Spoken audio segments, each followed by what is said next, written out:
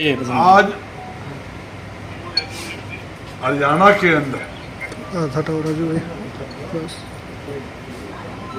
प्रदेश की अनाज मंडियां बर्बादी के कारण सरकार की गलत नीतियों से लगातार हरियाणा में व्यापार व उद्योग पिछड़ता जा रहा है। इस सरकार ने व्यापारी व आम जनता के ऊपर नए नए टैक्स लगाकर व टैक्सों में बढ़ोतरी करके जनता की जेबों में डाका डालने का काम किया है।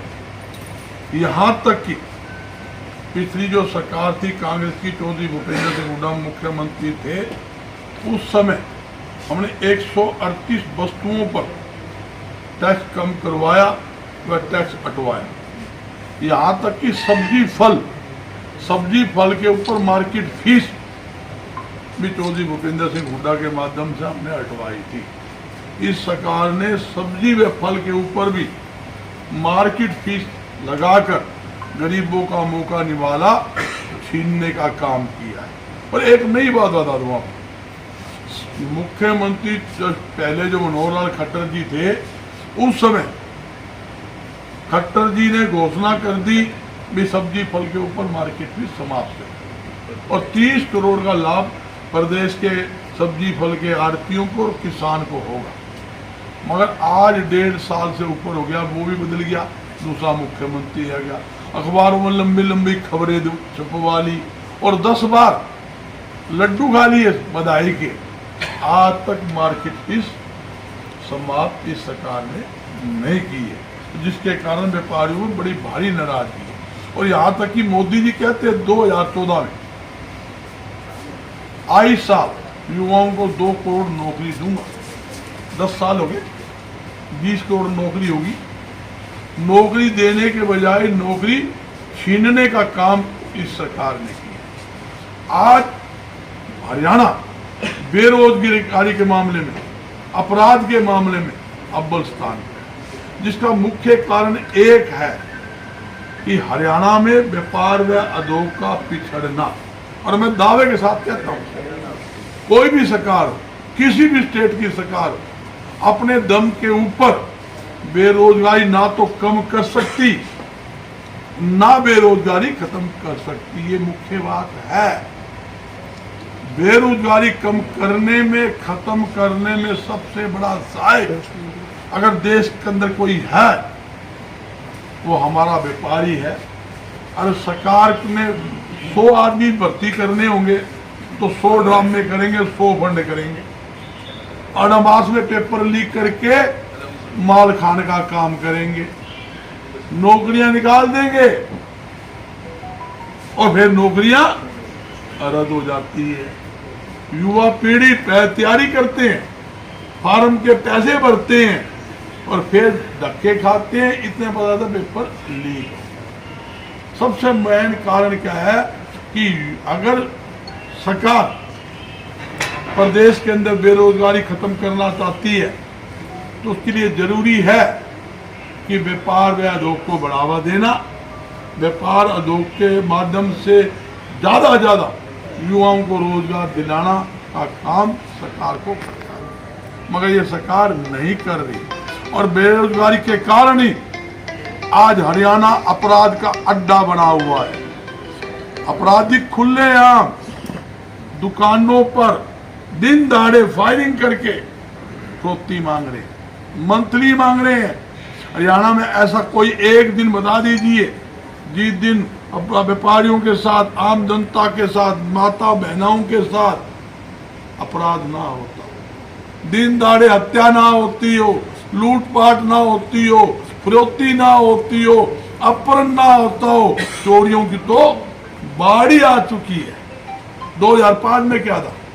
तो 2005 में आपकी सरकार थी, जब पूर्व मुख्यमंत्री ने एक बात कही थी, या तो अपराधी हरियाणा छोड़ दो, नहीं मुख्य धारे में आ जाओ। और उस टाइम कई अपराधियों को चीरा लगा था, 27 अपराधियों में आंगली पे है चीरे लगे थे। अपराधी जेल में घुस गए थे और जेल से बाहर जमानत लेना कुणी आए करते, मतलब बाहर जावांगे कि मैं काम होगा।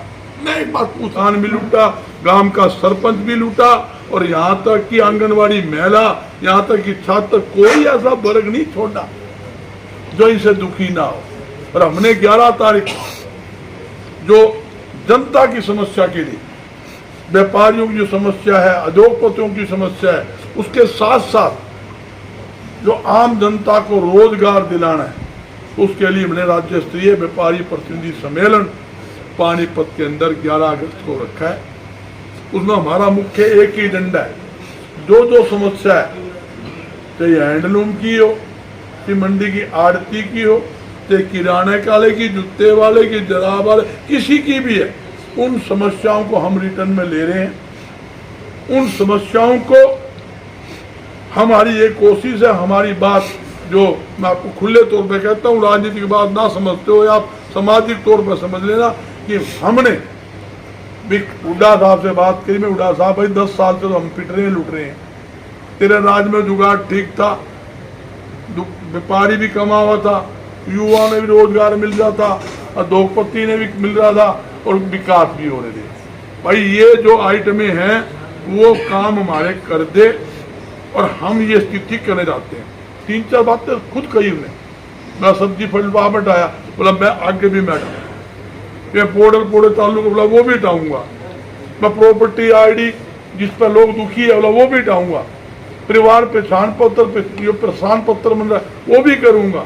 मैं इसके अलावा और टैक्सों में रियायत देने की मैं जैसे बताना चाहता हूँ, जैसे कपड़ा, चीनी, दूध, दही, लस्सी, खाद, आंकड़ा ही ना रहा हूँ, उस पर कभी टैक्स नहीं था। जब से देश आजाद हुआ तब से आता 5% GST लगाया। गरीब आदमी का कुछ कपड़ा लेना जावे, गरीब आदमी को चाय पीना चाहे, चीनी डाले, मुँह की मिठास है ना, 5% तो सरकार ने बढ़ा दिया। फिर दुकानदार जो उसका बिल लेगा, उसका एंट्री करनी है, अकाउंटेंट रखना है, मुनीम देखेगा, CA देखेगा, खर्चे बढ़ेंगे तो 2-4 रुपए फालतू वो दुकानदार कर देगा, 2-4 रुपए कमाई और लेगा। तो भाई महंगाई की मार। और जहां आम उपयोग में आने वाली वस्तुएं, जर्नल गुड्स जिस पे 5% वेट होता था, आज 28% लगा दिया। पेट्रोल डीजल पर 8.9 डीजल पर वेट करता, आज डबल कर दिया। डीजल पर, पेट्रोल पर 600%, यानी के अक्साइड ड्यूटी बढ़ा दी। तो ये महंगाई क्यों बढ़ी? आप मैं आकर दे सकता हूँ, 28% GST, 30% income tax, licence fees, excise duty, other tax. अगर 100 रुपए का सामान है तो 70 रुपए, लगभग 70 रुपए टैक्स बनता है। आप समझ लो, 70 रुपए टैक्स बन गया, 170 रुपए, 5-10 रुपए दुकानदार, 100 रुपए चीज वो 250 रुपए में आम जनता को मिलती है। अच्छा बजरंग